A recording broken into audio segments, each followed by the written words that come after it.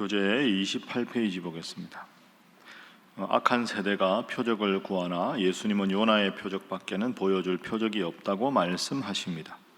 그리고 바리새인과 사두개인들의 누룩을 주의하라고 하십니다. 빌립보 가이사랴 지방에서 너희는 나를 누구라 하느냐라는 예수님의 질문에 대해 시몬 베드로가 주는 그리스도시요 살아계신 하나님의 아들이시니이다 라고 고백합니다.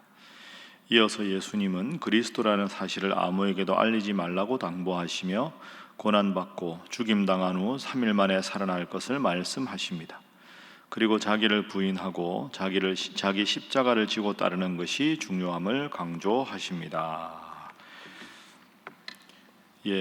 마태복음 16장은 어제 말씀드린 대로 예수님의 대적자들 서기관과 바리새인들이 자꾸 이제 예수님에 대해서 이런저런 시비를 걸려고 하고 있습니다.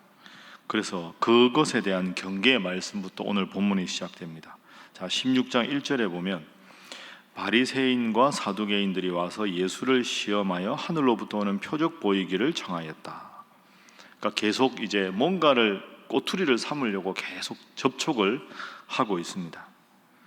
자, 그런데 예수님께서 뭐라고 말씀하시느냐? 4절에 보면 요나의 표적밖에는 보여줄 것이 없다.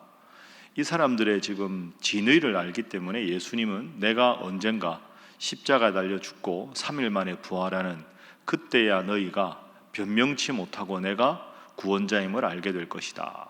요나의 표적이라는 말은 요나가 하나님께서 니느웨의 말씀을 전하라고 했는데 욥바로 내려가서 다시스로 도망을 가지요. 그 일 때문에 큰 풍랑을 만나서 물고기 뱃속에서 3일을 있지요. 3일간 물고기 뱃속에 있다가 극적으로 하나님의 은혜로 살아나는 것처럼 3일 동안 예수님께서 죽으셨다가 3일 만에 부활하실 것, 그게 이제 4절에 나오는 요나의 표적입니다. 자, 그리고 예수님께서 이렇게 제자들에게 말씀하십니다. 6절 말씀, 자, 우리 함께 읽어봅니다. 시작. 예수께서 이르시되 삼가 바리새인과 사두개인들의 누룩을 주의하라 하시니. 아멘. 바리새인과 사두개인들의 누룩을 조심하라. 제자들이 이게 무슨 말인가? 누룩이 뭐지? 이렇게 생각하는 겁니다. 예수님께서 친히 일러주십니다. 12절 말씀에 보면 그제서야 제자들이 떡의 누룩이 아니요 바리새인과 사두개인들의 교훈을 삼가라. 누룩은 교훈이라는 뜻입니다. 이제 누룩이 이제 발효가 돼서 빵에 들어가면 이렇게 많이 부풀지요. 그 누룩은 적은 양이 많은 것에 영향을 주는 걸 뜻합니다. 예수님께서 누룩을 조심하라 하고 말씀하신 이유는 서기관과 바리새인은 지도자들입니다. 지도자들은 일반 사람들에게 미치는 영향이 아주 크다는 뜻이죠. 적은 누룩이 빵 전체에 큰 영향을 미치는 것처럼 저 서기관과 바리새인이 하나님의 아들로 내가 왔는데 그걸 자꾸 부정하니까 그 부정한 악한 영향이 다른 백성들에게 나쁘게 미친다 하는 그런 뜻입니다. 그러니까 너희들도 제자답게, 지도자면 지도자답게 다른 사람에게 좋은 영향을, 적은 누룩이 큰 영향을 끼치듯이 좋은 영향을 끼치는 영적으로 선한 사람이 되라, 이런 뜻이 되겠습니다. 그래서 오늘 본문의 첫 번째 교훈은 선한 영향을 끼치게 하소서 하는 것입니다. 선한 영향을 끼치는, 여러분이 부모님이라면 자녀들에게, 가까이 사는 이웃들에게, 친척들에게, 지인들에게 여러분의 모습을 통해서 하나님이 어떤 분인가 알게 되고, 우리가 살아가는 모습을 통해서 예수님이 어떤 분인지를 알게 됩니다. 그러니까 우리가 바리새인과 서기관처럼 악한 영향이 아니라 선한 영향을 끼치는 그런 성도로 살아가라 하는 그런 뜻이 되는 거죠. 우리 신일교회가 지역의 교회, 이웃에게 선한 영향을 끼쳐야 되고, 우리들 각자의 삶이 세상의 빛으로 소금으로 살아가야 된다 하는 그런 귀한 뜻이 되겠습니다.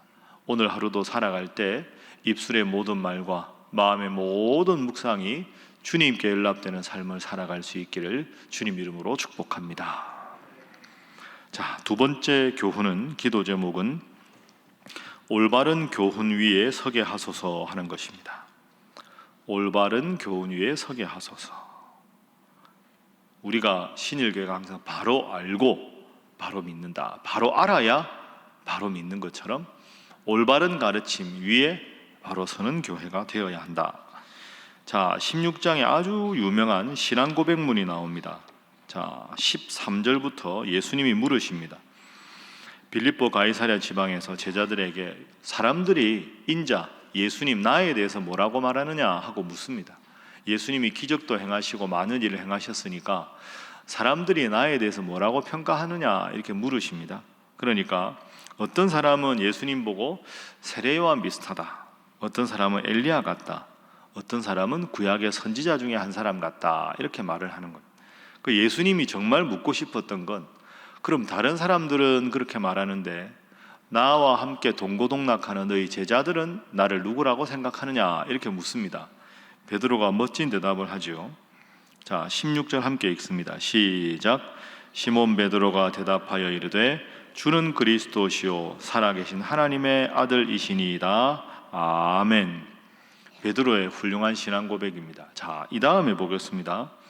17절에 예수님께서 내가 복이 있도다, 잘 말했다.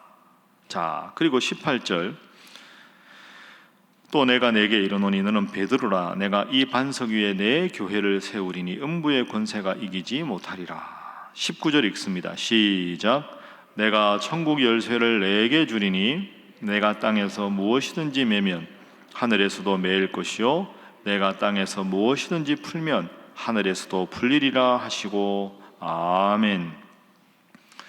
제가 그때 말씀과 함께 할 때 알려드렸는데 이제 자꾸 들어도 까먹으니까 기억하시는 분은 한번 복습한다 생각하시고, 이게 로마 천주교회하고 우리하고 결정적인 차이입니다. 로마 천주교회는 교황 제도가 있죠. 교황이 1대 교황이 누굽니까? 베드로입니다. 그러니까 1대 교황 베드로의 성직자를 계승하는 로마 천주교회 교황과 신부들이야말로 예수님께서 인정하신 천국 열쇠를 받은 사람들이다 이렇게 보는 거죠. 그러면 개신교는 베드로가 교황도 아니고 베드로가 교황임을 믿지도 않으니까 개신교 성직자들이 말씀을 가르치고 하는 것은 천주교와는 쉽게 말하면 레벨 차이가 있는 겁니다. 그러니까 로마 천주교회만 하나님과 예수님의 가르침을 제대로 받은 적통이고 개신교는 그렇지 않다. 이게 이제 로마 천주교의 기본적인 신학 중에 하나인데, 자, 다시 봅니다. 18절, 이게 중요한 구절입니다. 내가 이 반석 위에 내 교회를 세우리니, 따라하기 보겠습니다. 내 교회를 세우리니. 그러니까 18절에 너는 베드로라 하고는 내가 이 반석 위에 내 교회를 세우겠다. 그러니까 베드로가 1대 교황이니까 베드로의 계승자들이 내 교회를 세우게 된다. 19절 내가 천국 열쇠를 너에게 준다. 여기 너는 누굽니까? 베드로. 베드로가 땅에서 매면 하늘에서도 매이고 땅에서 풀면 하늘에서도 풀린다. 이게 천주교의 고해성사의 기원입니다. 그러니까 베드로를 계승한 로마 천주교의 성직자 신부님들이 있는데, 신부님들이 고해성사를 받아가지고 하나님 용서해 주십시오 하고 내가 땅에서 매면 하늘에서도 매일 것이고, 고해성사를 받아서 하나님 이 사람 이렇게 할 테니까 풀어주십시오 하고 풀면 하늘에서도 풀어주겠다. 이게 고해성사의 기원, 교황제도의 기원입니다. 결론부터 말씀드리면 이건 정확한 해석이 아닙니다. 다시 보겠습니다. 16절에 베드로처럼 예수님을 구원자로 고백을 합니다. 그리고 19절에 천국 열쇠를 너에게 주겠다. 뭐 어떻게 해석해야 되느냐? 여기서 너는 베드로 개인이 아닙니다. 베드로 한 사람이 아니고 베드로처럼 예수님을 구원자로 고백하는 사람, 그 고백을 하는 사람의 그 믿음을 주님께서 기쁘게 보시고 그 믿음으로 주님 저를 용서해 주십시오 하면 너는 믿음을 가졌으니, 예수님을 구원자로 믿었으니 그 믿음의 고백으로 죄사함을 구하면 내가 너의 죄를 용서해 주겠다 하는 거지, 베드로 한 사람을 딱 해가지고 베드로를 통해서만 매고 풀고 하겠다, 이건 아닌 거죠. 성경 전체를 보더라도 누군가에게 고해를 하고 고해한 사람이 용서를 구했을 때 들어주겠다, 이런 언급은 없습니다. 오라 우리가 서로 변론하자. 너희가 죄가 주홍 같을지라도 눈과 같이 희어질 것이요 진홍같이 붉을지라도 양털같이 되리라. 주님은 늘 내가 주님 앞에 용서를 구하면 용서해 주시는 거지, 로마 천주교의 신부님들처럼 중간에 매개하는 중개자가 있어야 된다는 뜻이 아닙니다. 그래도 목사님 너에게 주겠다고 말씀하지 않았습니까? 그럼 여기 너는 누구냐? 쉽게 말씀드리면 졸업식을 한번 생각해 보시죠. 졸업식 할 때 예를 들어서 여러분 이제 졸업할 때 요즘 아이들이 적지만 한 해 졸업생이 500명이다 이러면 졸업생들이 졸업 증서 받을 때 어떻게 합니까? 500명 졸업생 중에 한 명만 나갑니다. 500명 나가면 시간이 없으니까. 그럼 졸업생 대표 한 명 딱 교무 선생님이 부르면 그 아이가 나가서 교장 선생님 앞에 인사하고 졸업 증서를 받습니다. 그렇죠? 그 나머지 499명은 이하 동문입니다. 그러면 교장 선생님이 한 명에게 졸업증을 줬다고 해서 그 졸업증서를 받은 한 명만 졸업하는 게 아니지요. 500명 전체에게 졸업장을 줘야 되는데 한 명이 대표가 되는 겁니다. 그럼 여기서 천국 열쇠를 베드로 너에게 주겠다 하는 말은 베드로 너에게만 주고 다른 제자들에게는 주지 않겠다, 이건 잘못된 해석이지요. 베드로처럼 예수님을 하나님의 아들로 구원자로 믿는 믿음을 가진 사람, 그 믿음으로 고백하는 사람의 대표자인 베드로에게 천국 열쇠를 주겠다. 그러니까 베드로처럼 예수님을 구원자로 고백하는 사람은 누구든지 내 죄를 가지고 하나님 앞에 고백하면 하나님께서 용서해 주시겠다, 이런 뜻입니다. 여러분 믿습니까? 이렇게 정확하게 알아야지 로마 천주교회처럼 베드로 한 사람이 교황이고, 그리고 베드로가 교황이라는 건 천주교의 해석이지 성경의 해석이 아닙니다. 그렇죠? 정확하게 해석하면 초대교회 지도자는 베드로라기보다는 예수님의 친동생 야고보였습니다.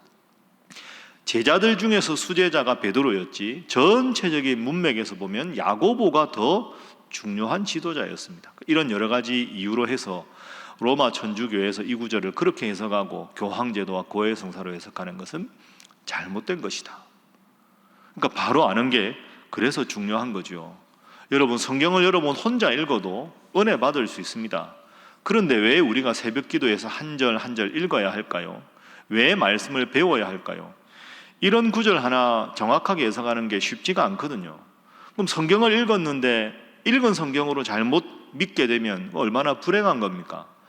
여러분 이단만큼 성경 열심히 읽는 데가 없습니다. 신천지가 얼마나 성경 열심히 읽습니까? 열심히 읽는 것과 바르게 해석하는 것은 구분해야 합니다.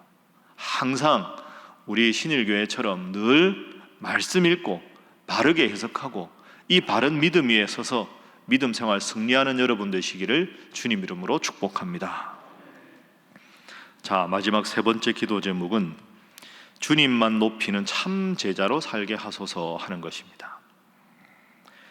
주님만 높이는 참 제자로 살게 하소서.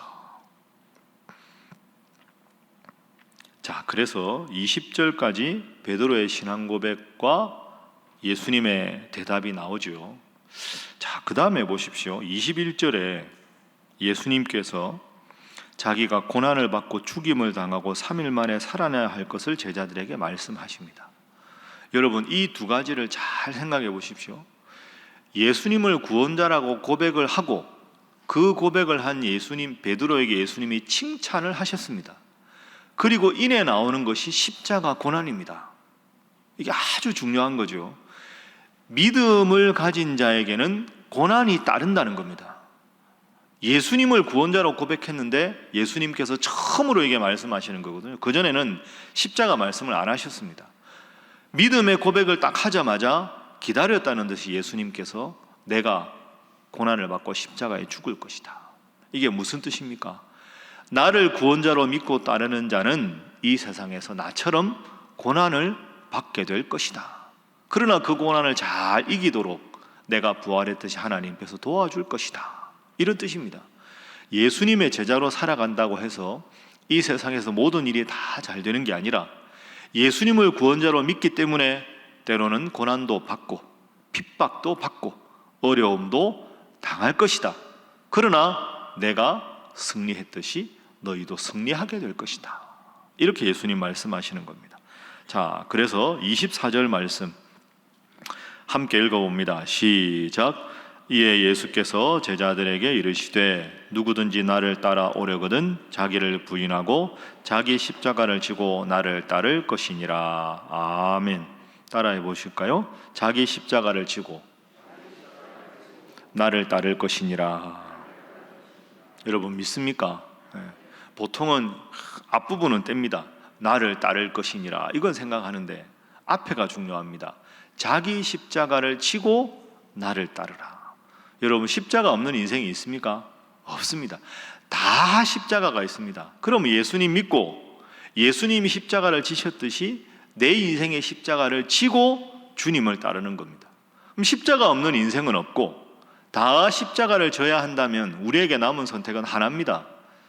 찬송가 가사대로 즐거운 마음으로 십자가를 지는 거죠.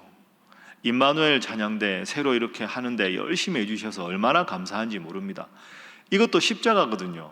우리가 찬송 부를 때 이거 저 오셨구나, 어머 오늘 그분 안 오셨다, 이 부담스럽거든요. 몇 주 빠지기가, 몇 번 빠지기가. 이것도 십자가고. 여러분 새벽기도 오면 항상 앉으시는 자리에 앉으시죠. 제가 이렇게 쓱 보면 오늘 누가 안 오셨다, 어디 가셨나 보다, 다 알게 되잖아요. 교회에서 장로님 하시고 집사님 하시고 안수집사 하시고 구역장 하시고 깔끔히 하시고 다 십자가입니다. 저도 담임 목사로 하는 게 십자가죠. 그래서 십자가가 나쁜 게 아닙니다. 십자가가 없으면 no cross, no crown, 영광이 없습니다. 그럼 십자가가 있을 수밖에 없습니다. 어떻게 해야 될까요? 즐거운 마음으로 십자가를 지는 겁니다.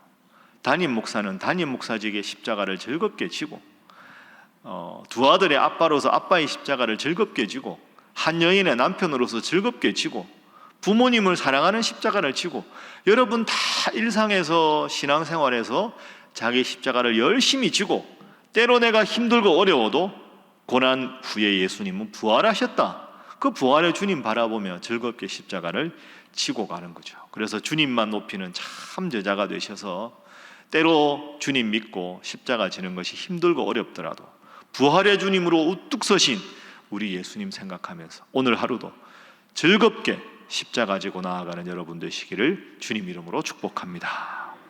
기도하겠습니다. 하나님, 오늘 말씀을 통하여 우리에게 선한 영향을 끼치는 자가 되라 귀한 말씀 주셨습니다. 올바른 교훈 위에 자기 십자가를 지고 선한 영향을 끼치는 자로 살아가게 하여 주시옵소서. 기도하시고, 특별히 내일이 6.25 전쟁이 일어난 것을 우리가 기억하는 날입니다. 이 나라를 위하여, 이 민족을 위하여, 평화 통일을 위하여 간절히 기도해 주시고, 또 우리 이일선 목사님 10월 달에 하는 모든 프로젝트가 은혜 가운데 잘 진행되고 부족한 종에게 지혜 주셔서 집필 작업이 잘 될 수 있도록, 다음 주 또 교수 목회자 세미나가 있는데 잘 참석해 좋은 시간 될 수 있도록 함께 기도해 주시기 바랍니다. 함께 기도합니다. 주여 믿습니다. 주여 믿습니다. 주여 믿습니다.